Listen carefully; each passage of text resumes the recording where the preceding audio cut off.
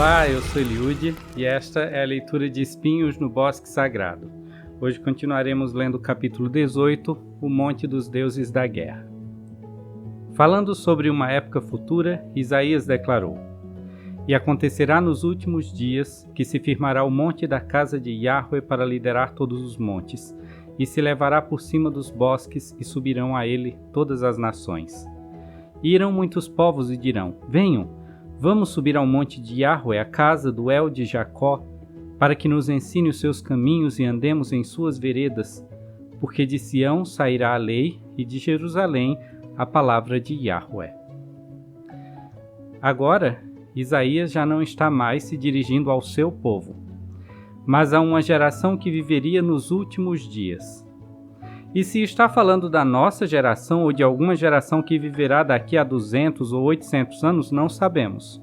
Neste ponto, a história e as ciências sociais dão um passo para trás e o ceticismo e a crença individuais entram na disputa para invalidar ou legitimizar o seu discurso.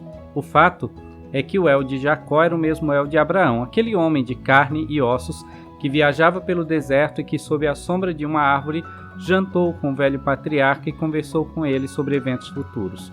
O mesmo homem que veio falar com Moisés algumas centenas de anos depois e no Monte Sinai esculpiu com as próprias mãos uma tábua de pedra para escrever um conjunto de leis que nunca chegou ao conhecimento de seu povo, e que muitos anos antes dormira sob o teto do rei da Arcádia, que por duvidar de sua divindade atentou contra sua vida e não foi bem sucedido em assim fazê-lo. O mesmo homem de carne e ossos que apareceu a muitos outros instruindo-os a manterem registros de tais interações, registros que evidenciam uma preocupação com a restauração da justiça social em moldes que colocam em xeque a moralidade dos homens e ganância dos poderosos. Se considerarmos que este mesmo homem tem aparecido a Isaías, Ezequiel, Daniel e a gregos, romanos, egípcios e sumérios, a índios americanos e a bárbaros escandinavos, e que sua mensagem seja muito frequentemente a mesma a todos esses povos, a de que estamos esgotando os recursos naturais enquanto envenenamos a água que bebemos e o ar que respiramos em busca de lucro excessivo, vivendo em desarmonia com outros povos e causando a miséria de comunidades e indivíduos para sustentar a hegemonia de certas castas em relação a outras, promovendo o surgimento de pragas e doenças, guerras e desastres naturais por causa de nossa negligência, talvez esse viajante do tempo ou do espaço conheça de fato a nossa época e devamos dar ouvidos ao que ele tantas vezes tentou nos dizer.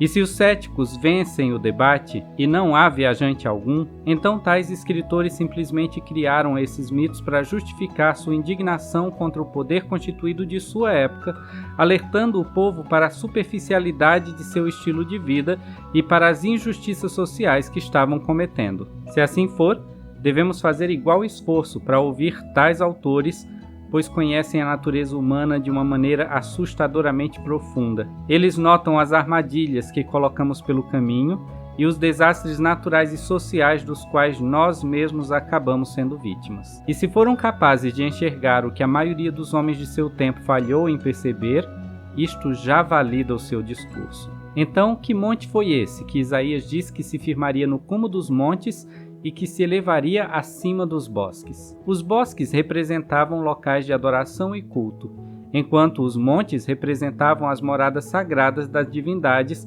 onde cerimônias especiais eram realizadas. Para muitos, o aspecto mais simbólico de uma montanha é o pico, por apontar para o alto. Por isso, muitas catedrais, torres e templos apresentam estruturas piramidais ou cônicas no topo de suas edificações, como indicação de que aquele lugar é morada da divindade. Note-se, no entanto, que o Deus de Abraão era um homem de carne e ossos, e é possível que tal homem jamais tenha visitado ou entrado de fato em nenhum desses locais que através dos tempos foram dedicados como sua morada. Dentre todas as religiões cristãs em exercício atualmente, apenas uma, a Igreja de Jesus Cristo dos Santos dos Últimos Dias, cujos membros são conhecidos como Mormons, afirma categoricamente ter firmado os alicerces de um monte no cume dos montes para ser a morada de um Deus de carne e ossos. Nenhuma outra igreja cristã da atualidade afirma que o Deus da Bíblia foi um homem como nós e que nós podemos nos tornar deuses como ele. Diferente de todos os bosques sagrados, ou seja, diferente de todos os locais de reunião e instrução que têm sido construídos por igrejas cristãs no decorrer da história, o Monte da Casa do Senhor, construído pelos mormons à semelhança do templo levantado por Salomão e restaurado por Zorobabel, não é um local para a realização de missas, cultos, aulas ou reuniões, mas para a realização de cerimônias vicárias. Sobre a construção deste tipo singular de edifício de adoração, onde cerimônias há muito esquecidas pelo mundo cristão seriam restauradas e colocadas em prática novamente, esse Deus de carne e ossos teria dito em uma revelação a Joseph Smith, o profeta mórmon, em janeiro de 1841. Edifique uma casa a meu nome, que seja uma boa casa, digna de toda aceitação, para que o viajante cansado encontre saúde e segurança enquanto reflete sobre a palavra do Senhor e sobre a pedra angular que designei para Sião. Esta casa será uma habitação saudável se for construída ao meu nome e se o dirigente que para ela for designado não permitir que seja profanada. Será santa, caso contrário, o Senhor teu Deus nela não habitará. Vinde com todo o vosso ouro e vossa prata e vossas pedras preciosas e com todas as vossas antiguidades, e todos os que tiverem conhecimento de antiguidades e estiverem dispostos a vir, que venham e tragam o álamo e a faia e o pinheiro, junto com todas as árvores preciosas da terra, e com ferro, com cobre, e com latão, e com zinco, e com todas as vossas coisas preciosas da terra, e construí uma casa ao meu nome, para que nela habite o Altíssimo. Porque não há na terra um lugar que ele possa vir e restaurar aquilo que perdestes, ou seja, aquilo que ele tirou, sim, a plenitude do sacerdócio. Porque não existe na terra uma fonte batismal onde eles, os meus santos, possam ser batizados pelos que estão mortos, pois essa ordenança pertence à minha casa. Pois nela são conferidas as chaves do santo sacerdócio, para que recebais honra e glória. Porque se decretou que em Sião e suas estacas e em Jerusalém, lugares esses que designei como refúgio,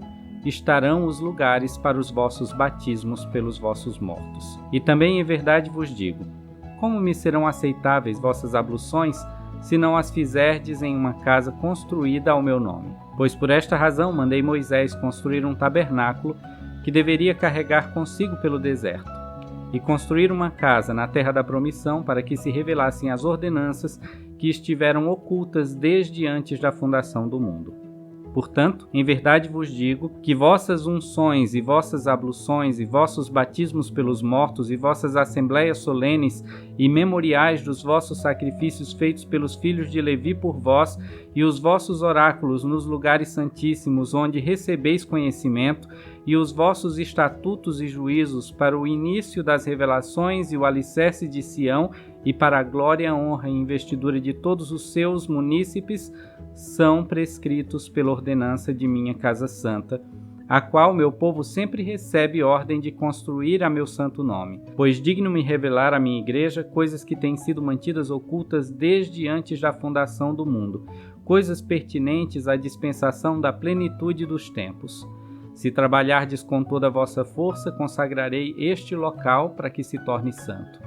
E se meu povo der ouvidos à minha voz, não serão removidos do seu lugar. Mas se não derem ouvidos à minha voz, nem à voz desses homens que designei, não serão abençoados, porque profanam o meu solo santo, e as minhas santas ordenanças, e os estatutos, e as minhas santas palavras que lhes dou. Obviamente, este não era um edifício ordinário de adoração. As cerimônias ali realizadas e os acordos feitos entre aquele povo e o tal Deus de carne e ossos, que lhes ensinaria tudo o que precisavam aprender para se tornarem deuses como ele, logo ganharam um caráter místico que nunca tiveram, o que fez com que cristãos preconceituosos passassem a perseguir os mormons por causa dos seus costumes e crenças incomuns. Devido à perseguição, o tal templo, conhecido como Templo de Nauvoo, não chegou a ser concluído.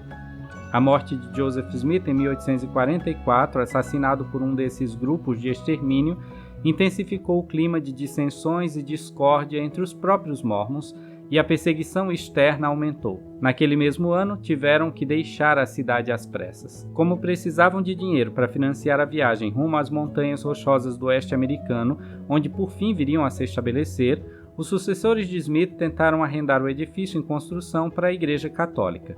Mas como não conseguiam chegar a um acordo, acabaram vendendo seu templo a uma associação filantrópica que pretendia transformá-lo em uma escola. No entanto, o edifício foi vítima de incendiários e saqueadores, vindo somente a ser reconstruído em junho de 2002, mais de 150 anos depois. Desde então, os Mormons já construíram muitos outros templos, como aquele que foi destruído em Nauvoo, e neles têm realizado tais cerimônias por si mesmos e em favor de seus mortos, ajuramentando-se a cumprir certas leis e padrões de conduta que os preparam para serem deuses em uma esfera de existência futura. No entanto, devido ao caráter simbólico das cerimônias e por tratarem tão sigilosamente e discretamente do tema, muitos mormons que passam pelo templo sequer entendem a mensagem dos juramentos e rituais que ali realizam. Além disso, a própria essência daquela comunidade dos santos erguida por Smith no começo do século XIX foi se embotando com o tempo. A prática do casamento plural foi descontinuada por pressões de uma sociedade moralista e pela falta de adaptabilidade dos próprios membros a uma lei que lhes fora dada não somente como se fosse de origem divina, mas como um passo fundamental na sua jornada para alcançar o status de deidade. Além disso, os mormons passaram a abraçar um discurso elitista que refletia a identidade imperialista do país onde sua igreja foi primeiramente estabelecida. Óbvio que o imperialismo americano lhes ajudou a espalhar a sua religião pelo mundo. Óbvio que a especulação financeira também deu uma guinada em seus negócios. As reservas da Igreja Sud incluem hoje ações e títulos, negócios tributáveis, interesses agrícolas e propriedades comerciais e residenciais. Embora a grande maioria de seus recursos financeiros venha dos dízimos e ofertas dos membros espalhados por todo o mundo, uma considerável soma é aplicada no mercado financeiro e se multiplica com os altos e baixos das bolsas de valores. Desde 1959, a Igreja não divulga publicamente seus balanços financeiros nos Estados Unidos, embora a revista Times tenha estimado, em 1996, que o patrimônio ativo da igreja ultrapasse os 30 bilhões de dólares. Em 2012, quando a igreja inaugurou o City Creek Center, um mega mall que lhes custou por volta de 2 bilhões de dólares, com cerca de 100 lojas que vão de Tiffany's a Forever 21, milhares de mormons lotaram o centro de Salt Lake City, Utah, e acompanharam em uníssono o apelo consumista de um de seus líderes. 1, 2, 3, vamos às compras! Este brado capitalista ignora o fato de que muitas daquelas lojas são apenas a franja de uma complexa rede de relações de trabalho que estão longe de serem justas. Relações que têm como objetivo fortalecer os domínios e a influência de grandes corporações multinacionais sobre as forças do mercado e sobre os seus potenciais consumidores. E que aqueles produtos vendidos a custos módicos em suas prateleiras são produzidos a partir da exploração de recursos naturais de países em desenvolvimento, muitas vezes burlando regulamentos de proteção ambiental ou direitos humanos.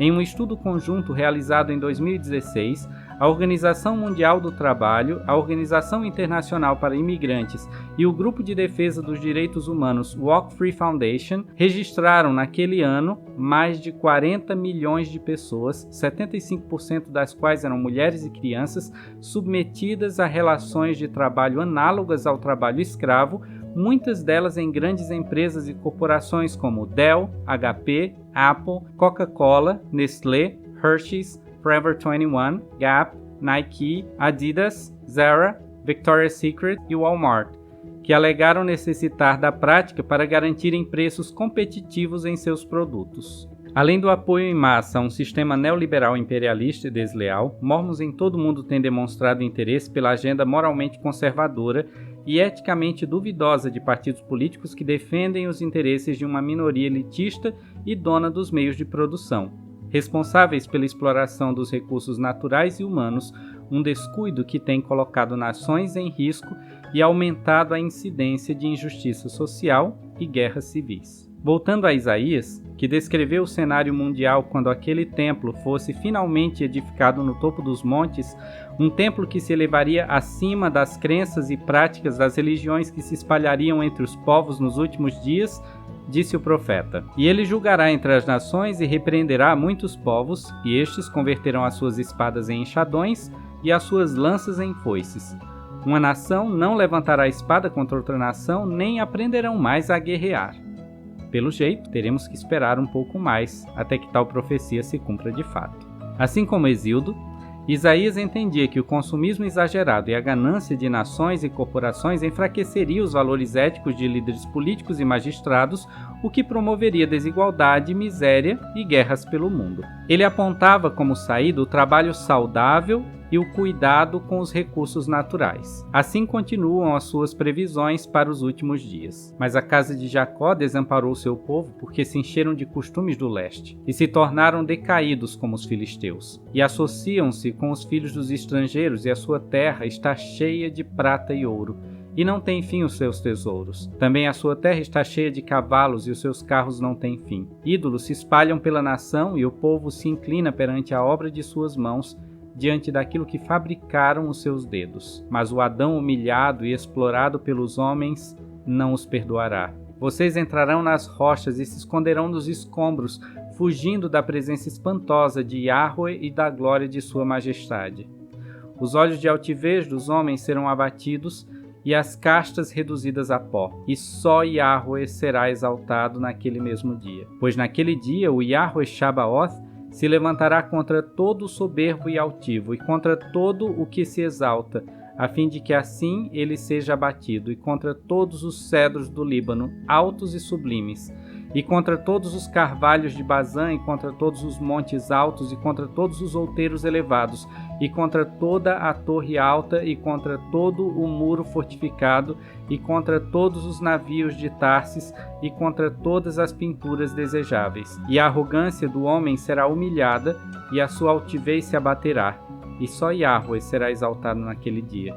E todos os ídolos desaparecerão totalmente. Então os homens entrarão nas cavernas das rochas e nas covas da terra para escaparem do terror de Yahweh e da glória de sua majestade, quando ele se levantar para assombrar a terra. Naquele dia, o homem lançará às toupeiras e aos morcegos os seus ídolos de prata e os seus ídolos de ouro que fizeram para diante dele se prostrarem, e entrarão nas fendas das rochas e nas cavernas das penhas por causa da presença espantosa de Yahweh e da glória de sua majestade, quando ele se levantar para abalar terrivelmente a terra. Isaías está falando de um desastre natural ou humano de grandes proporções que faria com que a sociedade próspera e ambiciosa dos últimos dias voltasse ao pó das cavernas para sobreviver ao grande cataclisma. Toda a terra seria abalada e muitas das edificações dos homens destruídas, o que só seria possível se fôssemos atingidos por algum corpo celeste de grandes proporções ou se as nações da terra travassem uma guerra nuclear. Os poucos que sobrevivessem se isolariam para se protegerem dos efeitos nocivos da radiação. Tudo isso começaria com uma guerra de classes por causa da exploração gananciosa e desleal realizada pelos donos dos meios de produção, pois, segundo Isaías, o Adão humilhado e explorado pelos homens comeria do fruto do conhecimento e perceberia sua condição de nudez. Mas desta vez não se esconderia envergonhado.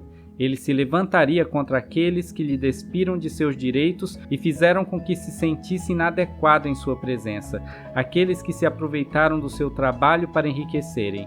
E por perceber todo o mal que tais opressores lhe causaram, ele não os perdoaria. Quem seriam os opressores deste Adão dos últimos dias? Contra quem ele se levantaria? Isaías diz que a casa de Jacó desamparou seu povo. E tal casa é uma alusão a esse povo religioso que vai todo sábado para a igreja, mesquita ou sinagoga e ouve de seus líderes que eles são um povo escolhido e se sentem melhores que os outros. Pois para agradar a Adão, o Senhor dos Exércitos tirará de Jerusalém e de Judá o sustento e o apoio. E o povo oprimido se rebelará um contra o outro, e cada um contra o seu próximo, o novo contra o velho, o pobre contra o nobre. Por apoiarem grandes corporações preocupadas com lucro exorbitante e a manutenção de seu monopólio, e por defenderem líderes de nações que, com a desculpa de estarem se posicionando em favor da democracia, invadem terras estrangeiras com seus exércitos, enfraquecem tais nações e apossam-se de seus recursos, aqueles religiosos que se levantassem contra os direitos humanos, dizendo estar defendendo os interesses de seu Deus, fariam com que ele se afastasse deles e os deixasse de orientar, passando a proteger aquele Adão injustiçado dos últimos dias, a quem diria: meu povo, vocês são espoliados por credores e aqueles que cobram as suas dívidas governam sobre vocês. Seus líderes lhes enganam e desviam o caminho dos seus pés.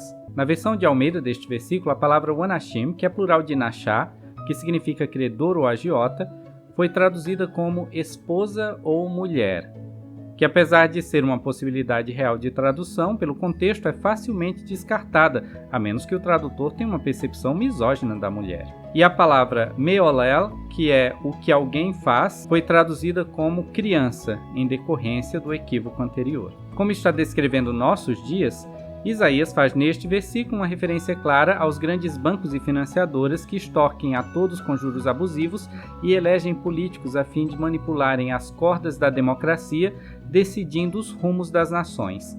E os políticos, com seus discursos de ódio e preconceito, enganam o povo, fazendo com que se revoltem contra as minorias que eles deveriam proteger. Tal atitude gera uma sociedade apática à dor do próximo e faz com que a violência ganhe proporções que fogem ao controle do próprio governo. Isaías continua: Yahweh se levanta para pleitear e põe-se de pé para julgar os povos. Ele entrará em juízo contra os líderes religiosos de seu povo e contra os seus líderes políticos e lhes dirá: vocês consumiram o fruto de minha vinha e decoraram suas casas com o que roubaram do pobre. Ai dos que ajuntam casa a casa, reúnem campo a campo, até que não haja mais lugar e fiquem como únicos possuidores da terra. Ai dos que se levantam pela manhã e seguem a bebedeira e continuam até a noite até que o vinho os esquente. E entregam-se às harpas e alaúdes, tamboris e gaitas, e ao vinho dos seus banquetes, e nisso esquecem da obra de Yahweh, e nem percebem os efeitos de suas ações. Pois por sua negligência o meu povo será levado cativo, e os seus nobres terão fome, e uma multidão não terá o que beber. O Deus de carne e ossos que voltaria à terra nestes últimos dias, segundo Isaías, diria tanto para os líderes religiosos quanto para os líderes políticos, que por causa de sua ganância e visão distorcida do papel que deveriam ter exercido entre os homens, exploraram os recursos naturais e se enriqueceram às custas dos pobres, criaram monopólios e impediram que outros homens tivessem algum êxito na vida, entregaram-se ao luxo e à diversão como modo de fugir das suas responsabilidades, e nisso esqueceram a obra do Senhor. Mas qual seria essa obra? Para um povo que chama o seu Deus de Yahweh Shabaoth, o Senhor dos Exércitos, parece fácil que se percam quanto ao papel que deveriam exercer entre os povos, pois onde há exército há inimigos, e havendo inimigos há guerra, e havendo guerra não há paz. Este povo passa a exercer o papel de algoz para qualquer outra comunidade, cidade ou nação que esteja do lado oposto das trincheiras. Tais pessoas são os verdadeiros deuses da guerra. São eles e não Jeová, Ares, Horus, Odin, Ogum ou Palas Atena que dão início aos conflitos. E nunca o estopim de um conflito é de fato a razão primeira daquela guerra. Tucídides, em A História da Guerra do Peloponeso, afirma que uma guerra não é tanto uma questão de armas quanto é de dinheiro. Segundo o relato do historiador grego, a Guerra do Peloponeso começa de fato quando a ilha de Samos e a cidade de Mileto entram em uma disputa pelo controle de Priene, uma cidade da Jônia relativamente irrelevante para ter sido a causa de um conflito que tomou tão grandes proporções, chegando a durar quase 30 anos. O que causou a guerra, assim como o que causa a maioria delas, pouco tem a ver com os primeiros conflitos noticiados. O que motivou os soldados a engrossarem os flancos de um ou de outro batalhão pode ter sido sua religião, sua pátria e seus princípios, mas o que de fato ocasionou o conflito foi uma disputa política em torno de quem detém maior lucro ou poder. Governantes espartanos, alarmados com o crescimento do poder bélico marítimo da cidade de Atenas, se armaram de medo e orgulho para promoverem o ataque. Tais sentimentos são os pais do ódio, que é o combustível da guerra. Assim como no passado, os deuses da guerra da atualidade, usando a desculpa de sua religião, pátria ou princípios morais, se especializaram em sentir e provocar o ódio, causando destruições e miséria entre comunidades, povos e nações, para que uma minoria elitista possa garantir seu lucro e a manutenção de seu poder. E enquanto entregam-se a harpas e alaúdes, tamboris e gaitas e ao vinho dos seus banquetes, negligenciam o povo e suas necessidades mais básicas, negam direitos a minorias e sentem-se justificados por pensarem que foi sua fé em Deus e seu trabalho duro que lhes garantiu tamanha fartura. Somente o Adão, humilhado e explorado pelos homens, despertando de sua inocência e percebendo a força que tem se juntá-la de outros Adãos em igual situação, poderá erguer-se contra esses homens gananciosos que o exploram e que o humilham diariamente, destronando assim os poderosos deuses da guerra.